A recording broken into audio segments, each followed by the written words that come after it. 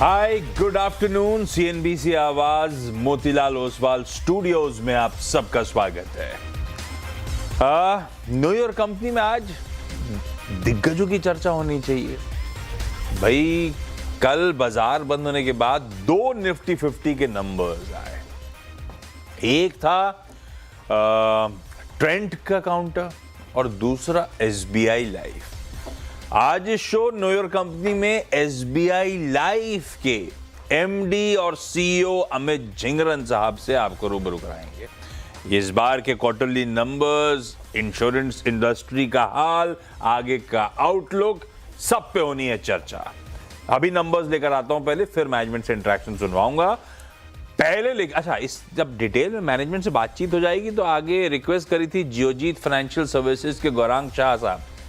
बहुत कम लोग हैं जो इंश्योरेंस इंडस्ट्री में भी पकड़ रखते हैं। गौरांग सर पैनी नजर रखते हैं, तो उनसे जानूंगा इंश्योरेंस इंडस्ट्री में उनका पैकिंग ऑर्डर, एसबीआई लाइफ पे उनका व्यू, सब होगा डिटेल्ड कन्वर्सेशन। पहले लेकिन आज दोपहर की टॉप हेडलाइंस। बाजार में रिकवरी की अच्छी कोशिश। निफ्टी निचले स्तरों से करीब 125 पॉइंट सुधरकर 24,250 के करीब आया। सन फार्मा, लार्सन एंड टूब्रो, सिप्ला और भारतीय एयरटेल ने भरा जोश। हालांकि बैंक निफ्टी 650 पॉइंट से ज्यादा की तेज गिरावट दिखाता हुआ आईसीआईसीआई बैंक, एचडीएफसी बैंक ने बनाया सबसे ज्यादा दबाव। आज के बिग स्टॉक्स स्पॉटलाइट और चार्ट जीपीटी पड़े सटीक। अच्छे नतीजों से ओरेकल फाइनेंशियल 8% उछलकर वायदा का टॉप गेनर। साथ ही टाटा कम्युनिकेशन में खरीदारी, लेकिन कमजोर कमेंट्री से एक्सीडेंट ऑफ द डे बना हैवेल्स। साथ ही एसबीआई लाइफ कमजोर। वहीं उधर कमजोर चार्ट के चलते फिसले hyundai और आईसीआईसीआई प्रूडेंशियल लाइफ। सरकारी बैंकों में आज सबसे ज्यादा बिकवाली, करीब 3% फिसला इंडेक्स। यूनियन बैंक नतीजों के बाद 6% से ज्यादा फिसलकर वायदा का टॉप लूजर। साथ ही ऑटो, कंज्यूमर ड्यूरेबल्स और रियल्टी भी फिसले। वहीं कमजोर बाजार में भी आज फार्मा शेयरों में अच्छी तेजी। निफ्टी फार्मा इंडेक्स 2% से ज्यादा चढ़ा।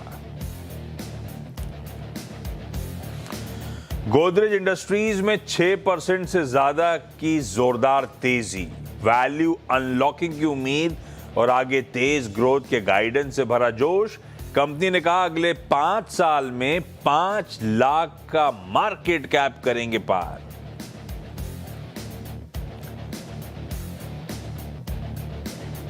और पीएम को बर्नस्टीन का रिफॉर्म मंत्र। खुला पत्र लिखकर कहा, रिफॉर्म लाइए वरना पिछड़ जाएगा Bharat.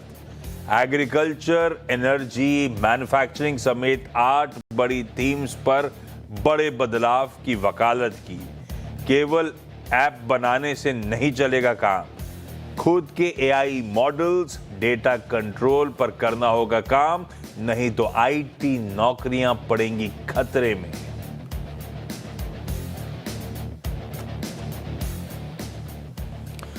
Interesting open letter Bernstein की तरफ से आता हुआ। खैर, मार्केट स्क्रीन्स पर लेकर आइएगा। रिकवरी तो प्ले आउट होती हुई, क्योंकि अब से कुछ देर पहले जब हमारी चर्चा हो रही थी तो मतलब सास, बहू और सेंसेक्स का समय था, तब तो भारतीय बाजार अच्छे खासे दबाव के साथ ट्रेड कर रहे थे दिन के लोज के आसपास। और आज दिन के लोज मतलब एक समय 135 पे थे। 135 मतलब उस समय प्रिसाइसली ऑलमोस्ट 250 पॉइंट का दबाव था। आज के लोस पे 250 पॉइंट कमजोर भारतीय बाजार थे। वो 250 पॉइंट नीचे वाला आधे से ज्यादा रिकवर कर गया और पिछले आधे घंटे में वो शार्प अपटिक्स बनते हुए, मतलब सास बहू सेंसेक्स खत्म करके छोड़ा था और उसके उस टाइम पे पीएसयू बैंक्स एकदम से इंडेक्स गिरना शुरू हुआ था और लौट के आए। आधे घंटे बाद मुलाकात हो रही है तो रिकवरी का ट्रेड बढ़िया सा प्ले आउट होता हुआ। वेरिएबल्स में कुछ बदलाव हुआ। वेरिएबल्स कौन से इंपॉर्टेंट दो आज? कच्चा तेल। हमने सास बहू और सेंसेक्स में चेक लिया था तो 103 से 104 के ब्रैकेट पे ब्रेंट के भाव चल रहे थे। लेकर आएंगे डायरेक्टर साहब। कूल ऑफ हुआ। 104 वाला 102 के करीब बढ़ रहा है। सीधा सीधा कोरिलेशन देखिए। रुपया लेकर आइएगा, मेरे ख्याल से उस समय जब बातचीत हुई थी तो रुपया 0.3% दबाव के साथ ट्रेड कर रहा था। रुपया मोटा मोटी अभी भी उतने ही दबाव के साथ ट्रेड कर रहा है। तो सिर्फ कच्चा तेल फिलहाल के लिए थोड़ा बहुत $1.5-2 कूल ऑफ हुआ है हमारी पिछली मुलाकात और इस मुलाकात के बीच में, आधे घंटे में। और निफ्टी में एक अच्छी आधी ग्राउंड कवर करके रिकवरी देखने को मिल रही है। ये स्थिति है। बैंक्स लेकिन कमजोर है क्योंकि क्रूड, रुपया, सेंटिमेंट्स, एफआईएस की वापस बिकवाली सब बैंक्स पे थोड़ा बहुत हावी है। 1.25% की कमजोरी के साथ बैंक निफ्टी इस समय आपको कामकाज करता हुआ नजर आएगा। ठीक है, ग्लोब भी हमारी तरह ही कामकाज कर रहा है क्योंकि ग्लोब भी कंसर्न है स्ट्रेट ऑफ हॉर्मुज को लेकर, अनसर्टेनिटी को लेकर। तो यूएस के फ्यूचर्स हो, हमारे एशियन पियर्स हो, सब थोड़े बहुत कूल ऑफ हो रहे हैं। तो भारतीय बाजार भी उस तर्ज पे थोड़ा सा ठंडा पड़ता हुआ। ब्रॉडर मार्केट्स बुरे नहीं है। जब मैं ऐसा कह रहा हूं तो मिड कैप इंडेक्स स्क्रीन पर आएगा, लार्जली फ्लैट टेरिटरी में ट्रेड हो रहा है, रिकवरी हो चुकी है। और ब्रेथ लेकर आइएगा, बहुत ज्यादा डिटोरिएटिंग नहीं, हाँ डिक्लाइंस के फेवर में स्लाइटली, लेकिन ऐसा कहूंगा 3:4 का रेशियो है। ये देखिए वो इंप्रूव हो रहा है। दोनों मिड कैप स्मॉल कैप्स में शार्प मूव्स और दोनों किसी भी वक्त इन ग्रीन आपको ट्रेड करते हुए अगर ऐसी मूव कंटिन्यू कर गए किसी वक्त इन ग्रीन ट्रेड करेंगे। तो ब्रॉडर मार्केट सब जगह थोड़ी बहुत रिस्पाइट एक्सपायरी डे पे प्ले आउट होती हुई। आज ध्यान रखिएगा सेंसेक्स के वीकली कॉन्ट्रैक्ट्स की एक्सपायरी है। अब आइए जरा सा आज के मैनेजमेंट से पहले एसबीआई लाइफ का स्टॉक प्लीज स्क्रीन पे लेकर आइएगा। वीकनेस के साथ ट्रेड हो रहा है। हमारी चर्चा सुबह क्या हुई थी, एसबीआई लाइफ के नंबर्स मिक्स्ड बैग हैं और कमजोर एक्सपेक्टेशंस पे कुछ बहुत डिलीवर कर गए। तो नंबर्स तो अपने आप पे कमजोर ही हैं और इवेंचुअली हुआ वही है। स्टॉक अब दिन के लोज पे ट्रेड कर रहा है। न्यू बिजनेस प्रीमियम में 20% का जम था, अच्छा था, पर उसके बाद सारे आंकड़े गड़बड़ाए। टोटल एपीई 5.5% बढ़ा, 8 से 9% बढ़ने की बात थी।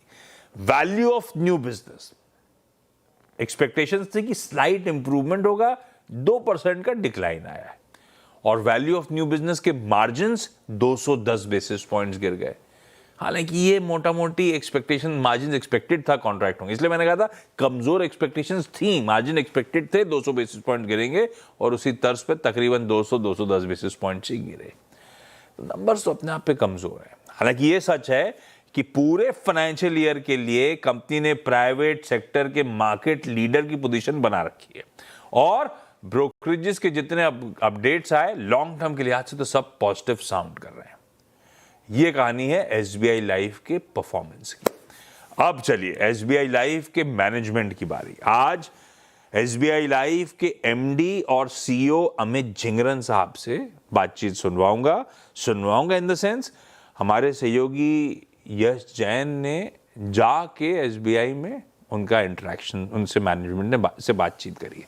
लाइए तो उसे प्ले आउट करिए प्लीज।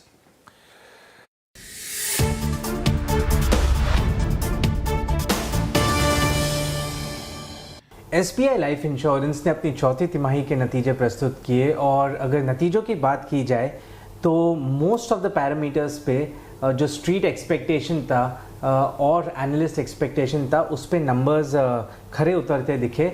ग्रोथ थोड़ा एक्सपेक्टेड था कि नरम रहेगा फोर्थ क्वार्टर में, वो वैसा ही आता हुआ दिखा, बट वैल्यू और मार्जिन फ्रंट पे एग्जैक्टली नंबर्स सिमिलर आते हुए दिखे। इन नंबर्स के बारे में ज़्यादा बात करने के लिए और आगे चलकर ये नंबर्स कैसे इवॉल्व होंगे उस बारे में बात करने के लिए हमसे एक खास बातचीत करने के लिए जुड़ रहे mister Amit Jhingran, the MD and CEO at SBI life insurance. Sir, सबसे पहले तो कॉन्ग्रेचुलेशंस कहना चाहूँगा क्योंकि अगर FY26 की बात की जाए तो कंपनी ने जो पहले 3 क्वार्टर्स में या सेकेंड और थर्ड क्वार्टर में जो एक्सेलरेशन लिया उस वजह से फोर्थ क्वार्टर की वीकनेस के बावजूद कंपनी अपने पीयर्स से अच्छा परफॉर्म करती दिखी। पर मुझे एक ग्रोथ फ्रंट पे समझना है FY27 के लिए जो प्रॉब्लम्स फोर्थ क्वार्टर में आई FY26 के, क्या वो प्रॉब्लम्स आगे कंटिन्यू होती हुई दिख रही है? अगर होता है तो FY27 में वो रिस्क को मद्देनजर रखते हुए क्या ग्रोथ आप एपी और रिटेल एपी ग्रोथ में क्या एक्सपेक्ट कर रहे हो कंपनी के लिए? मुझे खुशी है कि एसबीआई लाइफ ने FY26 के शुरुआत में जो गाइडेंस दिया था टॉप लाइन के लिए भी और बॉटम लाइन के लिए भी, हम उस पे खरे उतरे हैं और हमारी जो IRP ग्रोथ है, हमारी जो NBP ग्रोथ है और जो हमारा VONB मार्जिन है, दोनों ही हमारे गाइडेंस के अनुरूप निकले हैं। इंश्योरेंस इंडस्ट्री सितंबर महीने के बाद से अच्छे ग्रोथ नंबर पोस्ट किए हैं और हमारी कंपनी ने भी उसमें हमेशा इंडस्ट्री से थोड़ा सा ऊपर उठकर ही परफॉर्म किया है। क्वार्टर टू क्वार्टर और मंथ टू मंथ देखने के बजाय हम एक साल का जो बजट लेके चलते हैं और जो मीडियम टर्म का बजट लेके चलते हैं, उसके हिसाब से कंपनी के नतीजे अपने सार्थक रहे हैं और अपने आशाओं के अनुरूप रहे हैं। अगले FY27 के लिए हम IRP बेसिस पे 14% का ग्रोथ एक्सपेक्ट कर रहे हैं। और जैसा कि पिछले 3 साल और 5 साल के CAGR से भी दिख रहा है कि कंपनी का ग्रोथ जो है वो इंडस्ट्री से थोड़ा ऊपर ही रहता है। आई एम श्योर कि इस FY27 में भी हम उसी के अनुरूप अपने परिणाम दे पाएंगे। ये तो बात सर आपने ग्रोथ की। अगर वैल्यू की और मार्जिन की बात की जाए, जिस तरीके से हमने देखा कि काफ़ी एफर्ट्स रहे FY26 में, यूलिप का शेयर कम किया गया, प्रोटेक्शन का शेयर बढ़ते हुए दिखा, नॉन पार का शेयर और ग्रोथ काफ़ी अच्छा रहा। इन सब चीज़ों ने मार्जिन पे बहुत हेल्प किया आपको। मुझे समझना है कि FY27 में मार्जिन बैंड क्या रहने की उम्मीद रहेगी? FY26 के लिए हमने शुरुआत में 26 to 28% का ग्रोथ गाइडेंस दिया था। Correct. और मुझे खुशी है कि कुछ बाधाओं के बावजूद और सब्सटेंशियल बाधाओं के बावजूद हम अपने मार्जिन गाइडेंस पर भी साल के लिए पूरा खरे उतरे हैं। Correct. आने वाले साल में भी हम अपने मार्जिन को इस 26 to 28% रेंज के बीच में ही देखते हैं और मुझे पूरी उम्मीद है कि हम इस पर अगेन खुद खरे उतरेंगे। सर, अगर मैं इस मार्जिन को जो आप सेम रख रहे हो FY27 के लिए, अगर FY26 से कंपेयर करूं, तो एक प्रॉब्लम जो FY26 में थी वो GST इम्पैक्ट आने की प्रॉब्लम थी, जो मार्जिन्स को इम्पैक्ट करती नेगेटिवली। अब वो कम होती या निकलती दिखेगी GST इम्पैक्ट की स्टोरी FY27 में? फिर भी आप मार्जिन बैंड नहीं बढ़ा रहे हो, उसका कोई रीज़न सर? जो GST इम्पैक्ट का था कंपनी के प्रॉफिटेबिलिटी के ऊपर, हमने दूसरे कॉस्ट कटिंग से, अपने प्रोडक्ट मिक्स इम्प्रूवमेंट से उसको काफ़ी कुछ भरपाई करने की कोशिश करी है। और पिछले साल में 6 महीने का GST इम्पैक्ट था। इस साल पूरे साल के लिए GST इम्पैक्ट रहेगा। लेकिन जो भी इम्पैक्ट आने वाला है उसको हम अपने फर्दर प्रोडक्ट मिक्स से, कॉस्ट ऑप्टिमाइजेशन से इंश्योर करेंगे कि हम उसको न्यूट्रलाइज कर पाए। और इसलिए हम अपने प्रॉफिटेबिलिटी को अपने सेम रेंज में मेंटेन कर रहे हैं इस साल के लिए भी। अगर मैं आपको पूछूं कि मार्जिन में जो 27 to 28% का VNB मार्जिन का बैंड है, माइनस GST इम्पैक्ट ये कितना हो सकता था? अब अलग अलग हिस्से करके आप ना पूछें तो अच्छा रहेगा। अच्छा सर, अभी एक जो प्रोडक्ट पोर्टफोलियो सेगमेंट है, प्रोडक्ट मिक्स है, वहाँ पे अगर बात की जाए तो यूलिप शेयर जो है हमें FY26 में काफ़ी मॉडरेट होता हुआ दिखा, प्रोटेक्शन शेयर बढ़ता हुआ दिखा। FY27 में आप और कितनी कमी देखते हैं यूलिप के कंट्रीब्यूशन में in terms of product mix, और प्रोटेक्शन का शेयर कितना बढ़ता हुआ देखते हैं आप? हमने पिछले साल में यूलिप सेगमेंट में 6% की ग्रोथ रजिस्टर करी है, लेकिन हमारी बाकी lines of business, non par, protection और पार सेगमेंट, उनकी ग्रोथ इनसे काफ़ी ज़्यादा ऊपर रही है, क्योंकि ये हमारे फोकस एरियाज रहे हैं। बिकॉज ऑफ दिस स्ट्रेटजी हमने पिछले साल में अपना यूलिप शेयर 70% से घटा के 66% लाए हैं on IRP basis. Going forward FY27 में हम इसी स्ट्रेटजी पे काम करते रहेंगे और हम एक्सपेक्ट करते हैं कि फर्दर 2 से 3% यूलिप कंट्रीब्यूशन ओवरऑल में कम होगा। ओके, एक सवाल सॉल्वेंसी पे। सॉल्वेंसी थोड़ी कम होती हुई दिखी है हमें चौथी तिमाही में, 1.9 तकरीबन पे आती हुई दिखी है। आपकी एक जो पियर है, प्राइवेट पियर है, उसकी भी ये लेवल पे आने पे उन्होंने थोड़ा फंड रेजिंग किया था, क्योंकि उन्हें एक्सपेक्टेशन था रिस्क बेस्ड कैपिटल प्लेस में आ जाएगा, वो जो नहीं हो पाया। पहला सवाल, आप कब तक देखते हैं रिस्क बेस्ड कैपिटल के इम्प्लीमेंटेशन पे? और दूसरा सवाल 1.9 सॉल्वेंसी पे आपको लगता है आपको FY27 में फंड रेजिंग करना पड़ेगा, आइदर आपके पेरेंट के थ्रू, SBI के थ्रू या एक्सटर्नल मार्केट से? हमारी सॉल्वेंसी इस साल 190% पे आई है, जो पिछले साल 196% थी। मुख्य कारण उसका हमारा प्रोटेक्शन सेगमेंट वगैरह पे फोकस रहा है, जिससे हमारा सम एश्योर्ड जो है वो इंडस्ट्री में सबसे ज़्यादा बढ़ा है पिछले साल में। और 190% सॉल्वेंसी जो है वो रेगुलेटरी रिक्वायरमेंट 150% से काफ़ी ऊपर है। SBI लाइफ अपनी सॉल्वेंसी को अपने इंटरनल एक्रूवल से ही पिछले काफ़ी सालों से मैनेज करती आई हुई है। हमारा बिजनेस जो है वो हमको इनफ कैपिटल दे रहा है एज ऑफ नाउ। आने वाले समय में IFRS और रिस्क बेस्ड कैपिटल पे रेगुलेशंस एक्सपेक्टेड हैं। Regulator is working on that. So उसको मद्देनजर रखते हुए अपनी सॉल्वेंसी पे हम एक शार्प आई रखे हुए हैं। और we will ensure that at all points of time हमारी सॉल्वेंसी एक कंफर्टेबल लेवल पे रहे। Okay, thank you so much हमसे बात करने के लिए, और मैं आपको बेस्ट ऑफ लक विश करना चाहूँगा FY27 के और आगे चलते हुए कंपनी के प्लान्स को पूरा करने के लिए। Thank you so much. Thank you.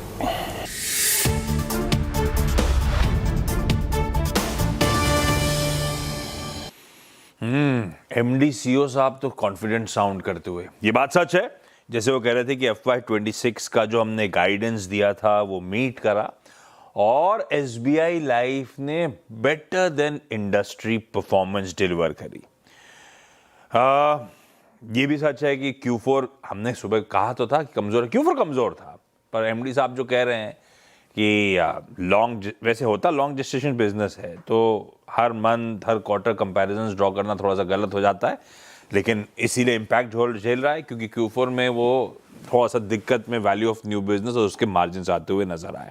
FY27 के लिए कह रहे हैं 14% टॉपलाइन की ग्रोथ देखने को मिलेगी, इंडस्ट्री से बेहतर SBI लाइफ फिर FY27 में कर रहा होगा, और FY27 में 26 से 28% मार्जिन का बैंड रहेगा। ये बैंड FY26 में भी सेम था। FY27 के लिए भी मैनेजमेंट कॉन्फिडेंट है उस बैंड को हम लोग मेंटेन कर पाएंगे। तो एक रिपोर्ट में सुबह पढ़ रहा था तो बिल्कुल सही लिखा है कि tough year managed well Reliance SBI life के लिए। टफ ईयर इसलिए था क्योंकि इस साल FY26 में आपने वो GST ट्रांजिशन वाला फेज देखा। टफ इसीलिए था क्योंकि जो एरिडा के सरेंडर वैल्यू नॉर्म्स थे आए 2024 में थे, उसका इम्पैक्ट 2026 में आना था वैल्यू ऑफ न्यू बिजनेस के मार्जिन्स पे। तो वो टफ ईयर तो था इस इंडस्ट्री के लिए, पर उस टफ ईयर में बढ़िया परफॉर्म करके दिया, लंबी अवधि के निवेशकों के लिए अच्छी बात है। खैर, इस पे व्यू क्या बैठता है एक्सपर्ट्स का, रिक्वेस्ट करिए जियोजीत के गौरांग शाह सर से। ब्रेक के उस पार गौरांग सर से SBI लाइफ पे चर्चा करते हैं। चलिए, ब्रेक के बाद आप सबका स्वागत है। पहले SBI लाइफ को कंप्लीट करें, उसके बाद मार्केट्स की तरफ बढ़ेंगे। जियोजीत फाइनेंशियल सर्विसेज के गौरांग सर जुड़ते हुए, बहुत ही कम लोग हैं जो इंश्योरेंस के बिजनेस को भी समझ पाए। दो बिजनेसेस थोड़े से समझना मुश्किल है, फार्मास्यूटिकल्स अब तो धीरे धीरे थोड़ा समझ में आने लगा है, दूसरा है ये इंश्योरेंस, और उसमें भी खास तौर पे लाइफ इंश्योरेंस का स्पेस। नए नए टर्म्स आ जाते हैं, VNB, APE, VNB margin, net premium. अब इसमें देखना क्या है वो सब, और क्या बेहतर है, कैसे समझूं आउटलुक, तो ये काम मैंने गौरांग सर को दे दिया है। उनसे ही जान लूं सीधे सीधे कि नंबर्स हैं कैसे, और SBI लाइफ पे लंबी अवधि के निवेशकों का व्यू होना क्या चाहिए। Gaurang sir, over to you. बहुत बहुत धन्यवाद आशीष भाई, इस मंच पर आमंत्रित करने के लिए। CNBC आवाज के दर्शकों को और आप सभी को सादर प्रणाम और शुभ दिन। और ये काम न्योछावर करने के लिए हमारे पर आपका कोटि कोटि धन्यवाद। मुश्किल परिस्थिति में आप एक सारथी ढूंढते हैं और मैं आपका सारथी बन गया हूँ इस समय पर। तो लाइफ इंश्योरेंस देखिए थोड़ा इतना भी कॉम्प्लिकेटेड यानी कि असमंजस परिस्थिति नहीं है। दिक्कत ये है आशीष भाई के इसका कारोबार निर्भर करता है हम और आप जैसे जो लोग हैं भारत के वासी, वो अपने जीवन का बीमा कराते हैं नहीं कराते हैं, और कराते हैं तो क्या सम एश्योर करते हैं। अब जो सम एश्योर करते हैं हम और आप प्रीमियम भरते हैं लाइफ इंश्योरेंस कंपनी को और उनकी आय बन जाती है। सेटलमेंट भी अगर भगवान ना करे अगर किसी के साथ कुछ अकस्मात हो जाता है और उनको अपने पेमेंट करनी पड़ती है लाइफ इंश्योरेंस कंपनी को, तो वो रन रेट भी, सेटलमेंट रन रेट जिसे हम कहते हैं, उस पर भी ध्यान देना अनिवार्य है। बुनियादी तर्क के आधार पर एज अ डिस्क्लोजर और सभी डिस्क्लोजर्स को मान्यता देते हुए और आपके समक्ष रखते हुए लाइफ इंश्योरेंस कंपनी पर खरीदारी की राय है SBI life, LIC, HDFC life और ICICI prudential. Risk reward favourable है बशर्ते कि आपका नजरिया 1.5 से 2 साल का हो। लक्ष्यांक अनुमानित SBI लाइफ पर करीबन 2250 का रखा है, लेकिन तिमाही दर तिमाही नतीजे पर नहीं, छमाही दर छमाही और ज्यादातर साल दर साल पर अगर आप नजर रखेंगे और मुआयना करेंगे कि क्या बढ़त हुई है इनकमिंग प्रीमियम में यानी कि आय में, ये देखना जरूरी है। ब्यूटीफुल। 20 to 50 के टारगेट्स हैं, लेकिन लंबी अवधि के लिए SBI लाइफ एक अट्रैक्टिव बेट है। सिर्फ आज सुबह की सारी ब्रोकरेजेस का ग्रिड भी रख देता हूं। जैसे गौरांग सर ने ब्यूटीफुली एक्सप्लेन करा कैसे समझना है इस धंधे को, और बढ़िया करा है इन सब ने, और SBI लाइफ लॉन्ग टर्म के लिए अच्छा है। आज सुबह जेफरीज, नोमुरा, HSBC, MOSL सबके प्राइस टारगेट्स भी ऐसे ही थे, 22.70 से लेके 25.50 तक, सब बाय रिकमेंडेशंस आपकी स्क्रीन पे। और गौरांग सर ने समझा दिया है लंबी अवधि के लिए घबराने का नहीं, इस समय का प्राइस टारगेट हमारे लिए 2250 का है। गौरांग सर, अब आप आ ही गए हो तो मार्केट पे व्यू क्या है? थोड़ा सा मामला गड़बड़ा रहा है। वो मामला असल में क्या है, खिंच गया है। वॉर हो ना हो लेकिन मामला खिंचा रहेगा, अधर में लटका रहेगा, तो अनसर्टनिटी अपने को अच्छी नहीं लगती। और वही हो रहा है एसेट क्लासेस में, इक्विटीज कूल ऑफ हो रहे हैं, ब्रेंड इंच अप कर रहा है। क्या करूं? थोड़ा सा वेट एंड वॉच वाला मोड है कि खरीदना शुरू कर दिया जाए? खरीदना शुरू, देखिए मैंने SIP बंद नहीं की आशीष भाई। हाँ, वो मैंने भी नहीं करी। हाँ, ना अभी करी, ना कोविड के टाइम पे करी, ना उसके दरमियान में करी। तो निवेश करना जरूरी है, अनिवार्य है, और इस समय पर निवेश करेंगे तो मूल्यांकन को जो 26,300 में पसंद आता था वो 24,000 या फिर 23,000 में तो और पसंद आना चाहिए। मेरी तो ये राय है। तो मेरे ख्याल से आप निवेशक जिसको जो करना है, चाहे वो राष्ट्रपति बुद्धिमानी जीव ट्रंप हो, चाहे कि ईरान के प्रतिनिधि हो या इजराइल के प्रतिनिधि हो, जब इसका निवारण होगा और जो भी दस्तावेज पर मोहर और हस्ताक्षर होंगे, तब जाकर के हम मानेंगे कि नहीं, वास्तविकता में इसका निवारण हुआ है, अब युद्ध विराम हो गया है। कोई टिप्पणी करे उसके बलबूते पर आधार पर कोई अनुमानित सौदा मत कीजिए, ये मेरी नम्र विनती है, क्योंकि आप फंस सकते हैं, चाहे तेजी करके या मंदी करके। तो ये विराम होगा। और हमने अभी 22,200 बनाया था आशीष भाई, मेरे ख्याल से 2 हफ्ता भी नहीं हुआ, और हमने 2 गुना बढ़त दिखा दी 24,400 के पास। तो ये इस तरीके की मुनाफा वसूली, उठापटक, ये बाजार आपको देगा और आपको ये स्वीकारना है, ये मान के चलिए। परफेक्ट। गौरांग सर, समय निकालने के लिए आपका धन्यवाद। महोदय, आपको वैसे अंग्रेजी भाषा दिवस की खूब खूब बधाई। बहुत बहुत धन्यवाद आपका भी आशीष भाई, आपको भी बधाई। ब्रेक के उस पर आज का कमाई का अड्डा देखिए। नमस्कार।